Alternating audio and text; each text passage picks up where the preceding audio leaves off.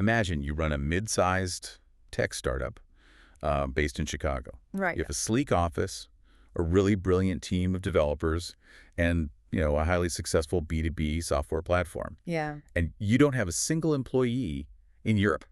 Not one. You don't have a physical office in Paris or Berlin. Right. Completely U.S. based. Exactly. Yeah. But tomorrow morning, you wake up to a formal legal notice stating that you owe the European Union 35 million euros. Oh, wow. And the violation. It's just an algorithm your human resources department has been using to screen inbound resumes. Yeah, and to most people, that just sounds like a bureaucratic mistake, right? Right, like an administrative error, like someone filed the wrong form. Exactly. Yeah. But as of August 1st, 2024, that scenario is not a mistake at all. It's actually the law. It is the law. And, okay, let's unpack this because we are guiding you through a piece of legislation today that it just vaporizes the illusion of geographical immunity. It really does. I mean, we've spent the last few decades basically assuming that legislation is strictly bound by, physical geography. Right, like a line on a map dictates the rules you follow. Exactly. The idea was always if you are not inside the borders, you are not subject to the sovereign. Yeah. But the digital economy, it severed that physical tie a long time ago. And the law is finally catching up with a vengeance, honestly. With a serious vengeance. So we are talking about the European Union's Artificial Intelligence Act. The official designation is Regulation EU 2024-1689. Rolls right off the tongue. Right. But to be crystal clear right at the top, to you listening, this isn't just an administrative update for European tech companies. Not at all. If you are a business leader, an IT professional, or just, an individual interacting with AI anywhere on the globe, this framework is absolutely coming for your software stack. Yeah, I'd say it is arguably the most consequential piece of technology regulation in human history. Wow.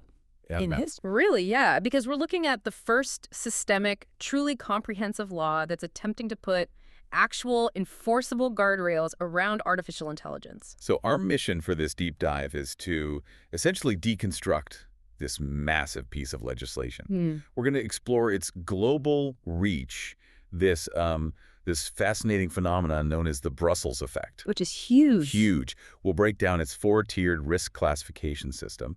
And most importantly, we're going to outline the exact, practical steps that organizations need to take right now to avoid those mind-boggling fines. Yeah, because those fines are no joke. But to really understand what the AI Act actually demands functionally, we first have to understand the environment that triggered it. Right. We have to look at why the European Union felt compelled to act so aggressively in the first place and why they felt they had to do it alone. Well, before this act went live, the landscape of AI governance was essentially the Wild West, wasn't it? Oh, completely. Just an unregulated frontier. You had these soft guidelines floating around. You had vague recommendations from international bodies like the OECD. Right. And then you had these internal corporate ethics codes published by the very companies that were building the models. Yeah, which is, it's basically the pioneers making up their own rules as they go. Exactly. Let the student grade their own exam. Right. And soft law is, by definition, voluntary. It relies on a gentleman's agreement. Right. But the European Union recognized that when you are dealing with a technology that fundamentally alters human agency, a gentleman's agreement is just completely insufficient. Yeah, it doesn't cut it. No. So the EU is stepping into a role it has played before. They are the world's most aggressive technology regulator. If we connect this to the bigger picture, if we look for a historical precedent to understand the mechanics of what's happening today, we really have to look at the General Data Protection Regulation, right? Yes. The GDPR from 2018. That is the absolute perfect parallel. Because when GDPR hit, it wasn't just European websites that changed. No. Suddenly, an e-commerce store in Ohio had to rewrite all its privacy policies and, throw up cookie banners just in case a user from Munich wandered onto their site. Exactly. The EU leveraged its massive market size to force a global reset on data privacy.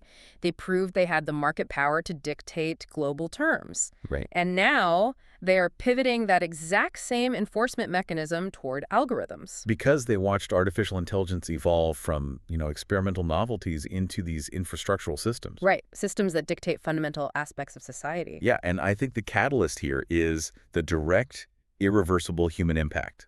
Great. We're not talking about generative AI writing a funny poem in the style of Shakespeare anymore. We're way past that. We are talking about high-stakes decisions that algorithms are making right now. Yeah.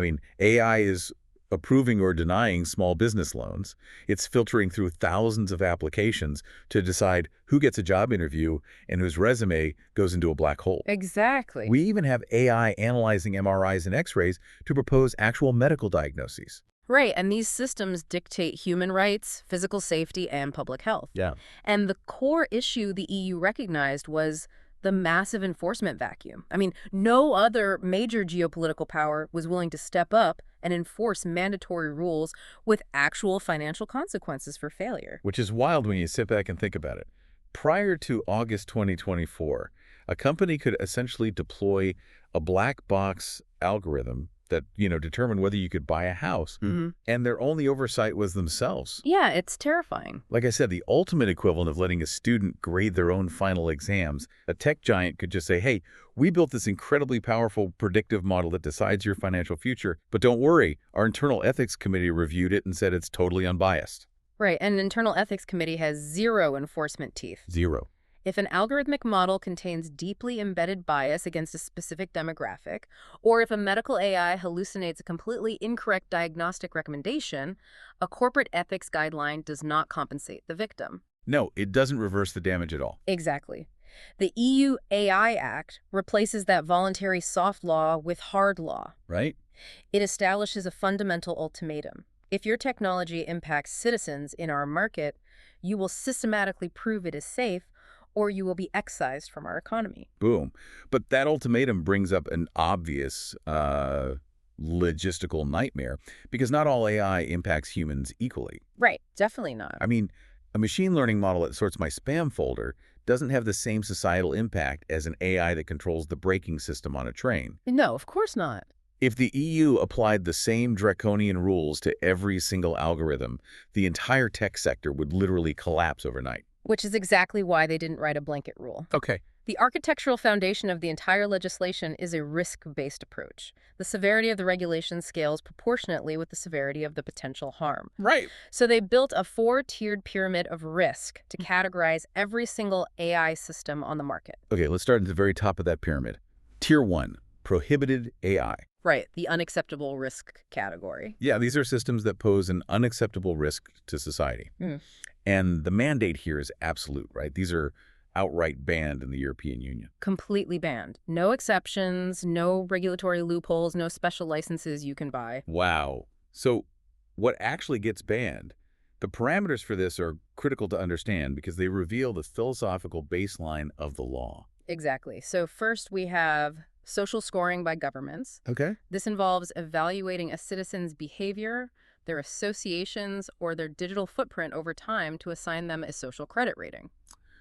Similar to the systems we've seen piloted in places like China. Exactly, where jaywalking or, buying too many video games could theoretically lower your score and prevent you from buying a train ticket. Right, so the EU is drawing a hard line in the sand there. Evaluating overarching human worth via algorithmic aggregation is fundamentally illegal? Yes, and they also banned emotional recognition systems in specific environments. Like what environments? Namely, workplaces and educational institutions. Wait, let's look at the mechanics of that. What does an emotional recognition AI actually do in a workplace? Are we talking about a webcam analyzing an employee's face? Yeah, exactly that.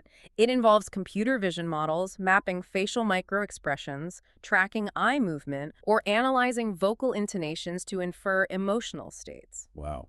Imagine an AI monitoring a classroom feed to determine if students are, quote, engaged or, quote, confused. Right. Or software on a call center, employee's computer reporting to management that the worker appears stressed or frustrated. It feels incredibly dystopian. You're essentially policing a person's internal emotional state. The EU determined that this level of biometric surveillance is a profound violation of psychological privacy, so it's out. Wow. And the third major prohibition in Tier 1 deals with manipulative AI, right? Yeah, this targets systems deploying subliminal techniques or exploiting specific vulnerabilities to influence human decisions. Vulnerabilities like what? Like age, disability, or psychological traits. It's about influencing decisions beyond a person's conscious control. Wait, give me an example of that. How does an AI manipulate someone beyond their conscious control? Well, consider an interactive toy aimed at young children. Okay. It uses an integrated voice assistant to subtly encourage the child to engage in dangerous physical behavior. Oh, geez. Right.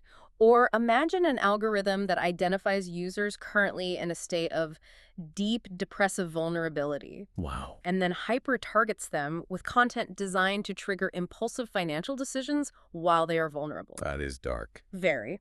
These systems represent irreconcilable breaches of human autonomy and dignity. Right. There is no mathematical or structural way to deploy them safely, so they are entirely eradicated from the market. Okay, dropping down one level from the absolute bans, we arrive at Tier 2. Yeah. This is the high-risk AI category. Yeah, the big one. And here's where it gets really interesting, yeah, because this tier is the regulatory core of the entire act. it absolutely is. This is where 90% of the legal battles, the compliance headaches, and the operational friction are going to happen. Yeah, if Tier 1 is a list of what you absolutely cannot do, Tier 2 is a list of what you can do, but only if you survive an incredibly rigorous, exhausting gauntlet of compliance requirements. Right. So the legislation uses a specific document called Annex 3 to define this tier. Yes, Annex 3. And it is an exhaustive, super granular list of high-risk sectors. We're looking at medicine, education, employment, finance, justice, border control, and critical infrastructure management. Right. To ground that in reality, let's look at the specific applications. Okay. An HR system that automatically screens and ranks resumes. That falls squarely into high risk. High risk, got it. A credit scoring algorithm used by a retail bank to determine interest rates. High risk. Yeah. The software running an MRI machine that highlights potential tumors. High risk. Facial recognition used in public spaces by law enforcement agencies. Also high risk. Okay, so if a company realizes their core product falls into one of these high-risk buckets, what does the EU actually demand they do? What are the flaming hoops they have to jump through here? Well, the requirements fundamentally alter the software development lifecycle. Okay.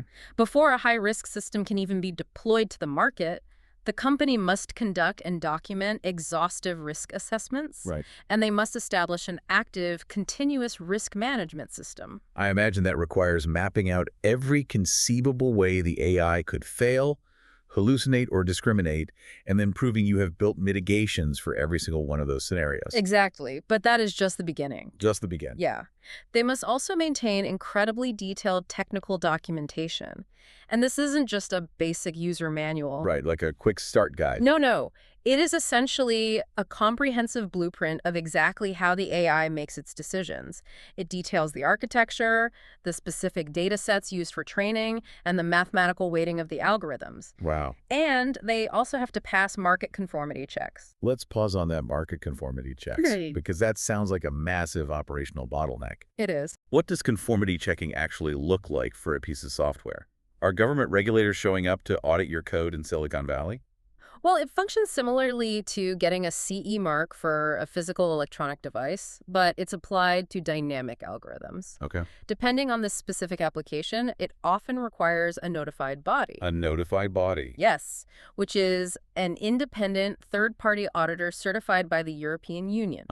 These auditors have to review the architecture, scrutinize the training data for embedded bias, and verify the automated logging capabilities. Wait, are there even enough certified auditors in the world with the deep machine learning expertise required to review the entire global supply of high-risk AI? Honestly, that is one of the most significant points of friction currently being debated in the industry. Because it sounds impossible. The sheer volume of software requiring audit could create a massive logjam, but the law remains inflexible. Furthermore, these high-risk systems must guarantee strict human oversight, which is a massive paradigm shift we will definitely explore in depth when we look at the corporate compliance steps later. Right. It is just a staggering burden. But the pyramid structure works in favor of the industry as we move further down, right? It does, thankfully. When we drop to Tier 3 limited risk, the demands evaporate significantly. Yeah, Tier 3 shifts the regulatory focus almost entirely away from algorithmic auditing and toward transparency. Okay. The central philosophy here is that a human being possesses a fundamental, inalienable right to know when they are interacting with a machine rather than another human. Chatbots are the prime example here. Exactly. If your bank or your internet provider uses a customer service chatbot, it legally has to declare its artificial nature upfront. Right. You cannot design a system to deceive someone into thinking they are chatting with a human representative named Dave. No more fake Ds. Right. And this tier also mandates the stringent labeling of deepfakes. Yeah. If a platform or a user generates synthetic audio, video, or imagery that resembles real persons or places, it must be clearly watermarked or labeled in a machine-readable format as artificially generated. That's right. But how does that actually work mechanically? Do they mean like a visible watermark in the corner of a video or something embedded in the metadata? Well, both, typically. The metadata must carry cryptographic signatures indicating artificial origin, Okay. but there must also be obvious, human-readable disclosures so the end user isn't deceived. It's a lighter regulatory touch compared to Tier 2, sure, but compliance is still strictly mandatory. Which brings us to the wide base of the pyramid. Tier 4, minimal or no risk. Yeah, and this category encompasses the vast majority of AI applications currently humming away in the background of our daily lives. So we're talking about the recommendation engine Netflix uses to suggest your next movie? Exactly. Or the AI determining the pathing of enemy characters in a video game? Or the basic spam filter operating in your email client? Right. Under the AI Act, these systems face virtually no mandatory regulatory requirements. They can operate just as they always have. Okay. The logic is sound, really. The potential societal harm is negligible. Right. If the Netflix algorithm hallucinates and recommends a terrible romantic comedy based on your viewing history, it might be annoying, but it does not infringe upon your civil rights. No. It doesn't deny you a mortgage, and it doesn't compromise public safety. So to you listening right now, whether you are a developer, a product manager, or a CISO, you really need to take a hard look at the software your company builds or sells. Yes, absolutely. Where does it sit on this four-tiered pyramid? Because your entire operational reality, your budget, and your legal liability depend completely on that classification. And that classification brings us to the most dangerous, insidious trap hidden within this legislation. The geography trap. Yes. We started this discussion by talking about the illusion of geography.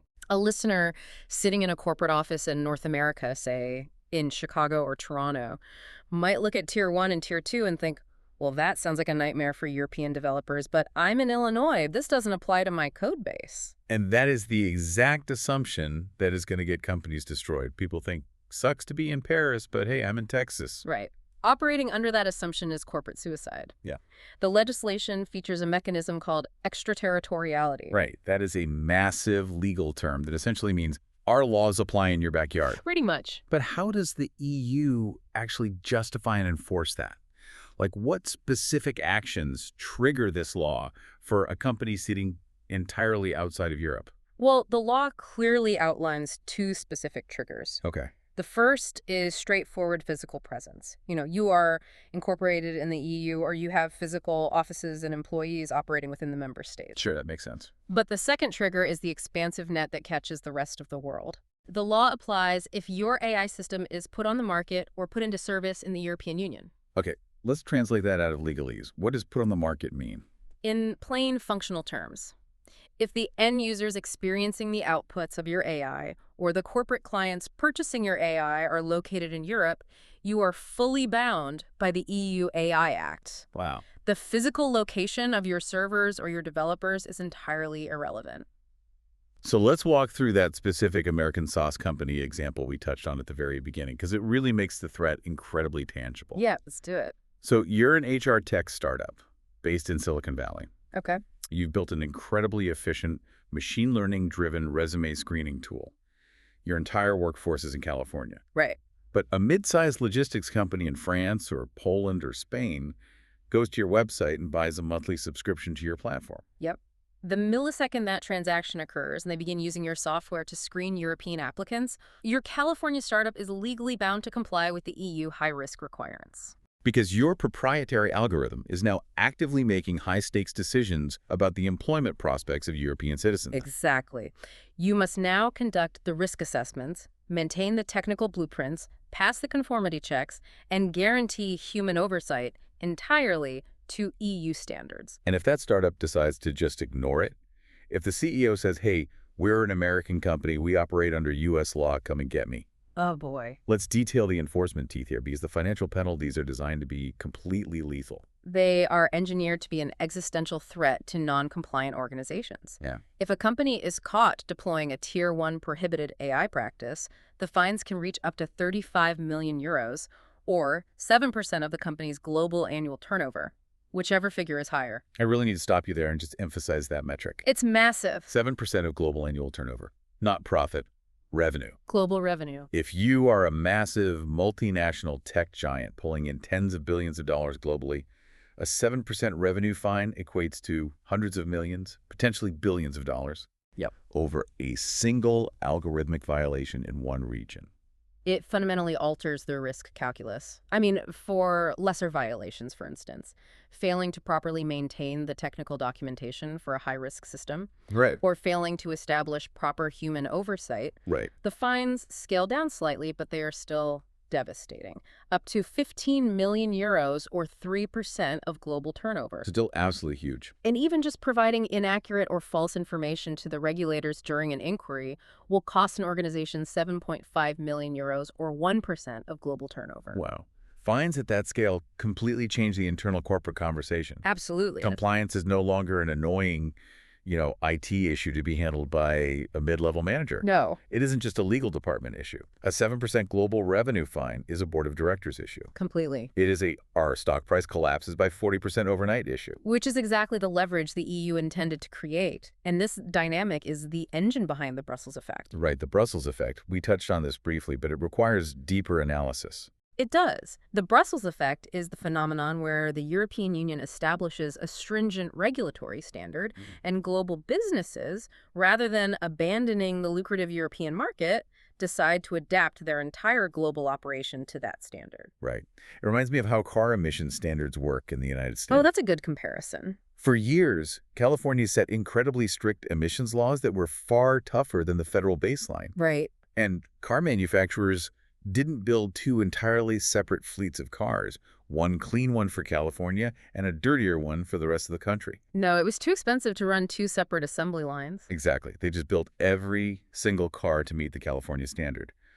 The strictest rule automatically became the global baseline. That is an excellent functional analogy. You cannot practically build two completely separate parallel AI infrastructures. Now, I mean, one highly documented, rigorously tested version for Europe and a loose black box version for North America. yeah. The engineering overhead would be catastrophic. Yeah. So the European standard simply becomes the de facto global norm. And the Brussels effect is heavily amplified when you look at the alternative. When we compare the EU's unified monolithic approach to the highly fragmented regulatory landscape in the United States, I mean, it becomes obvious why companies will just follow the EU rules. Yeah, the United States is currently taking a completely divergent path. Right. There is no overarching, comprehensive federal AI law. Wow. The Biden administration issued an executive order in 2023 focused on safe and secure AI development. But Yeah. executive order is inherently fragile. Exactly. It is not codified law, and the new administration has already partially rolled back its mandates. So without a federal law, how is the U.S. actually governing this tech?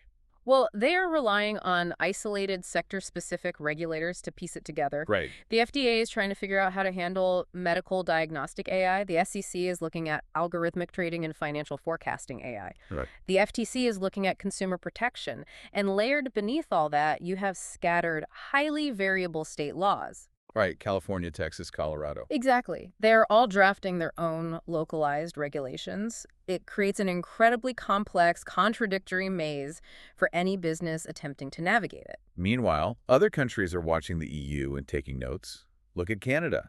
They are actively working on ADA, the Artificial Intelligence and Data Act.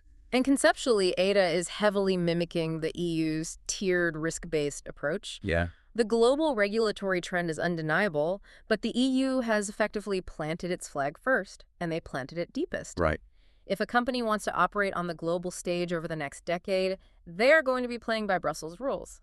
All right, so the massive financial penalties and the unavoidable global reach clearly establish the threat level. Definitely. The stakes are quite literally existential. But how does a company actually defend itself? That's the real question. If a chief information security officer, a CISO, is listening to this right now, we really need to move away from the theory of the law and look at practical, ground-level application. Right. The legislation necessitates a very clear four-step corporate survival guide. Okay. And the first step is the most foundational, yet potentially the most difficult. You must build a comprehensive AI inventory. Step 1. inventory. Yeah. That means listing absolutely everything touching your network. Every single algorithmic model. And this is where the vast majority of organizations will immediately stumble. Why? Because this inventory isn't just a list of the proprietary AI models your own developers built in-house. Oh. It includes purchased third-party APIs. It includes enterprise accounts for generative tools like ChatGPT or Microsoft Copilot. Wow. It includes any machine learning algorithm deeply embedded in the supply chain software or HR platforms you currently license. Okay, I have to challenge the practicality of this. Sure. How feasible is it to build a truly accurate AI inventory in a modern corporate environment? Because shadow IT has always been a nightmare. Oh, yeah. You know, marketing departments buying random software on corporate credit cards without telling security. But shadow AI feels 10 times worse. It is worse. Much worse. You have employees using rogue, unsanctioned AI tools every single day to write emails, generate code, or summarize meeting notes. Yep. How does a CISO actually find all of that? Well, it requires an aggressive shift in network security posture. Okay. CISOs are having to deploy advanced cloud access security brokers, CASBs, to actively sniff network traffic and identify unauthorized API calls heading out to known AI endpoints. Oh, wow. They were locking down browser extensions. But the friction you are pointing out is completely real. Yeah. However, the law does not offer leniency for ignorance. Right. If an employee uses an unsanctioned, unvetted AI tool to process sensitive customer data, and that tool produces a biased or hallucinatory outcome that impacts an EU citizen, the company is still fully liable. Wow. You cannot govern what you cannot see, which is why step 1 is mandatory. So you run the network sniffers, you audit the procurement logs, and you finally possess this massive, terrifying master list of 500 different AI applications running in your environment. What happens in step 2? Because treating an email autocomplete tool with the same security protocols as a biometric scanner would just paralyze the business. Exactly, which leads to step 2, classification. Okay. You take that massive master inventory and you methodically check every single system against Annex 3 of the AI Act. Yep. You have to categorize them into the 4 tiers of the risk pyramid. So you look at an entry on your list, analyze its function and the sector it operates in, and determine, is this high risk? Is it limited risk? Is it minimal? Yes. And this process will expose borderline cases that require heavy legal interpretation. Oh, I'm sure. But once every system is definitively classified, you move to step 3, the gap analysis. Gap analysis. This is where the heavy lifting begins for your high-risk AI.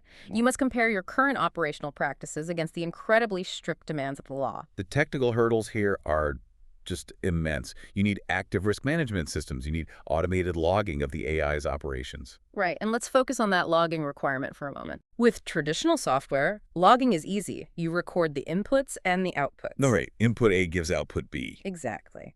But with complex neural networks, the internal decision-making process is often a black box. Yeah. The EU Act demands that your logging be robust enough to trace back why a specific decision was made to ensure traceability over the entire life cycle. Wow. That requires entirely new layers of diagnostic software just to monitor the main software. It does. And on top of that, you need proven accuracy metrics, rigorous cybersecurity standards, and guaranteed transparency to users. Yes.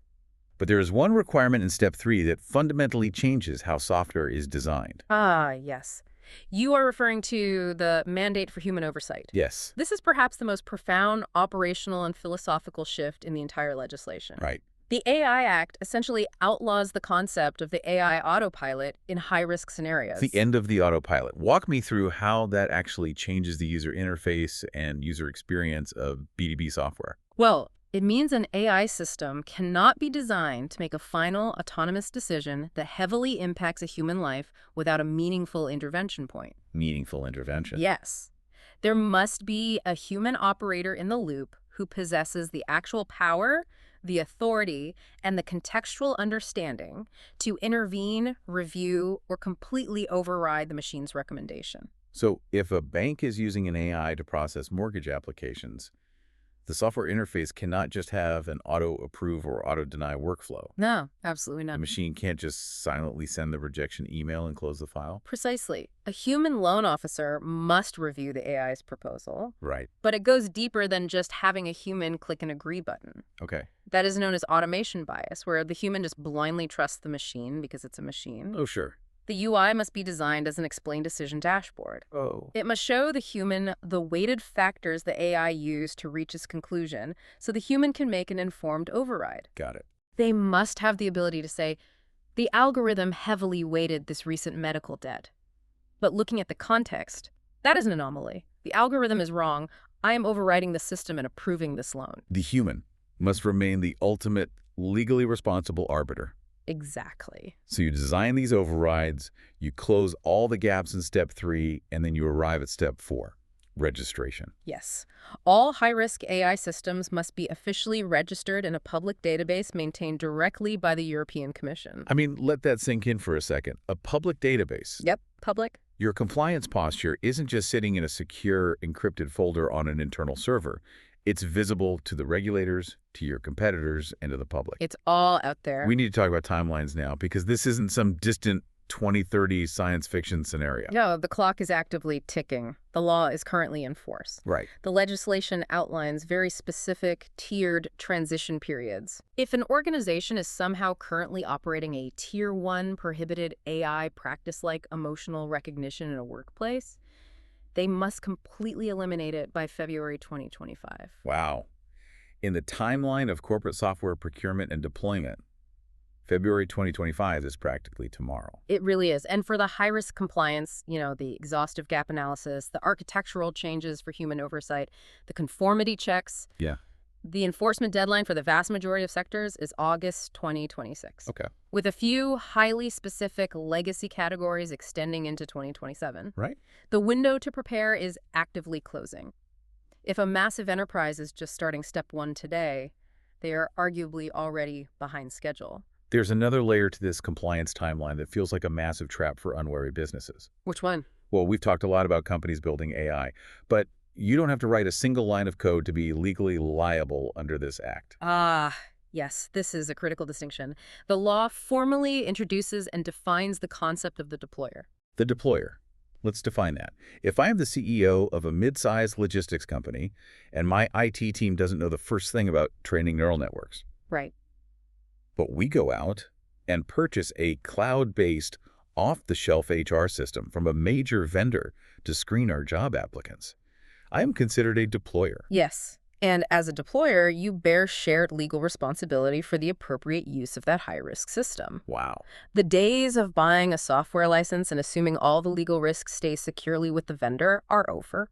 So if the AI we bought ends up discriminating against female applicants in our hiring pipeline, I can't just point at the tech giant who sold it to me and say, well, their algorithm was flawed. Go find them. You cannot. Yeah. You made the active choice to deploy it within your organization. Therefore, you are legally responsible for ensuring that the required human oversight is actually functioning within your HR department. Right. You are responsible for ensuring the tool is used strictly according to the vendor's instructions and not repurposed. The liability is deeply intertwined.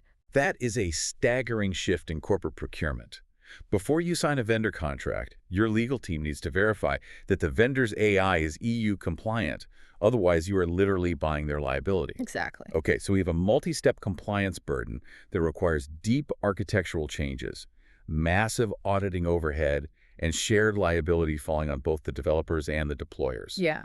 The natural industry-wide question arises, is this massive regulatory weight going to kill the European tech sector? This brings us directly into the heart of the great innovation debate. Right. The primary criticism emanating from tech hubs in the United States and the UK is that this level of preemptive regulation will completely stifle innovation. Well, their argument makes intuitive sense. It does. They claim the immense financial and operational cost of compliance will slow down AI development to a crawl in Europe. A massive tech conglomerate can afford to hire a team of 50 compliance lawyers and specialized auditors. Oh, yes. But what about a 5-person startup trying to build the next revolutionary diagnostic AI in a garage? It seems like this law would just crush them or force them to flee to less regulated markets. It is a highly valid concern, and we have to view it objectively. Regulatory compliance is undeniably an asymmetric burden that hits smaller businesses exponentially harder. Right. The European Union recognized this threat. They do not want to regulate their domestic tech sector out of existence. Of course not. So they built a structural compromise into the act. How do you compromise on hard law? Do they offer an exemption for small businesses? Not an exemption, no, but a designated space for experimentation. The legislation mandates the creation of regulatory sandboxes. Regulatory sandboxes. Sounds like a designated play area where the rules are suspended. Functionally, it is a highly controlled, localized environment established by national regulators. Okay. Small and medium enterprises and early-stage startups can enter these sandboxes to develop, train, and test their innovative AI systems under the direct supervision and guidance of the authorities. But without the immediate paralyzing threat of those massive 35 million euro fines. Wow. Spain and the Netherlands have already launched pilot versions of these sandboxes, right? Yes, they have. It's a brilliant mechanism. It allows a startup to innovate, figure out where their experimental tech might accidentally cross a compliance line, and work with the regulators to fix the architecture before they ever launch to the open market. Exactly. They learn how to color inside the lines before the test is graded. Right. It is an attempt to balance the rapid pace of innovation with the non-negotiable need for public safety. Yeah. But beyond the sandboxes, we can completely reframe this entire narrative around the burden of compliance. Reframe it how? Because right now it still sounds like a very expensive defensive maneuver. It is defensive, yes. But building responsible, fully compliant AI from the ground up is also an incredibly potent long-term strategic advantage. Right. Compliance isn't just about avoiding a 7% revenue fine. It is about establishing a foundation of trust. Let's take that a step further. If you are a hospital network looking to procure a new AI tool to analyze patient data, and you have two options. Yeah. Option A is a tool from a developer who has rigorously passed every EU standard, documented their architecture, and proven their mitigation of bias. Yeah. Option B is a tool from a developer who built it fast, broke things, and actively avoided regulatory scrutiny. Right. You're going to buy option A every single time. Because option A lowers the hospital's deployer liability. Yes. EU compliance acts as a global seal of quality. It grants that developer immediate access to highly regulated markets across the world. Yeah. Furthermore, it future-proofs the product. Right? If an organization engineers their systems to meet the exacting EU standard today, they will not have to panic, tear down their infrastructure, and rewrite their code base when Canada's ADA passes, or when the United States eventually harmonizes its fragmented state laws into a federal standard. I look at it through the lens of automotive engineering. Oh, let's hear it. If you ask someone why a race car has massive, highly engineered carbon ceramic brakes, their first instinct is to say, well, brakes are there to slow the car down. Sure. But that's fundamentally wrong. You don't put brakes on a race car to go slow. You put brakes on a race car so the driver has the confidence to go 200 miles per hour, knowing they can navigate the sharp turns safely without flying off a cliff. Wow. The AI Act is the brake system. It provides the structural stability and public trust required for the industry to accelerate mass adoption without causing catastrophic societal damage. That analogy perfectly captures the dual nature of regulation. It restrains reckless behavior to enable sustainable velocity. So, practically speaking, how does a company actually build these brakes? The law tells them what they must achieve, but it doesn't offer a step-by-step technical manual. Right. This is where we bridge the gap between legal theory and operational reality. Okay. Organizations need an actionable framework, and the global standard emerging to fulfill this need is ISO 42001. We should clarify what an ISO standard actually is, because it's not just a software patch you install. No, definitely not. It is a comprehensive management system standard. Think of the EU AI Act as the destination. Right. It is the legal mandate detailing what you must achieve, guaranteed transparency, robust risk management, automated logging, human oversight. Yeah. ISO 42001 is the map and the vehicle to get there. Okay. It provides the internationally recognized step-by-step structural framework to operationalize those legal demands. Right. It dictates how to establish an AI governance board, how to implement continuous improvement loops, and how to integrate AI risk into your existing corporate risk profile. They fit perfectly together. The law is the what, and ISO 42001 is the how. Exactly. And we are actually going to be diving significantly deeper into international risk management frameworks, specifically looking at how they integrate with information security standards like ISO 27001 in our next deep dive, so keep an ear out for that. It'll be a good one. But as we wrap up this exploration of the EU AI Act, let's crystallize the vital takeaways for you, the listener. First and most urgently, The timeline is not theoretical. Hmm. The EU AI Act is live right now. The transition periods are rapidly ticking down toward the strict enforcement deadlines of 2025 and 2026. Delaying action is simply no longer an option. Second, do not fall into the geography trap. Do not assume your physical location protects you. Right. If your software processes data, makes decisions, or impacts users within the European Union, this law applies to you entirely. The extraterritorial reach is absolute, and the fines are designed to be existential. Third, internalize the risk-based approach. The entire regulatory burden is determined by how your AI is classified. Yeah. You must conduct a ruthless inventory, identify where every tool sits on that four-tiered pyramid, and critically remember that merely deploying an off-the-shelf high-risk system makes your organization legally responsible for how it is utilized. And finally, utilize the established frameworks. Do not try to invent a compliance strategy from scratch. Leverage structures like ISO 42001 to systematically align your operations with the law. But before we conclude, we must address a lingering, almost philosophical paradox created by this legislation. The human oversight paradox. Yes. We spent a significant amount of time detailing how the law mandates the end of the AI autopilot. Right. In high-risk scenarios like medical diagnostics or financial approvals, a human must be the ultimate decider, capable of overriding the machine.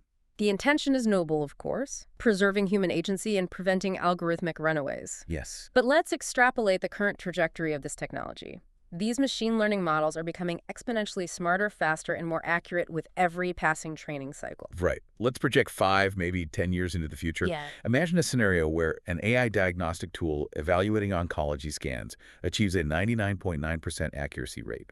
It essentially never misses a tumor. Amazing, right?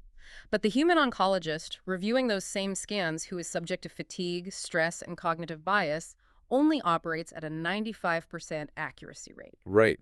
Under the strict mandates of the AI Act, that human must remain in the loop, possessing the authority to override the 99.9% accurate machine. Which means, mathematically speaking, the mandatory human oversight will eventually introduce more risk, more error, and potentially more harm than simply letting the machine run on autopilot. Wow. It forces a profound confrontation with the limits of the law. We have engineered a massive legal framework based entirely on the baseline assumption that human judgment is the ultimate, safest fail-safe. Right.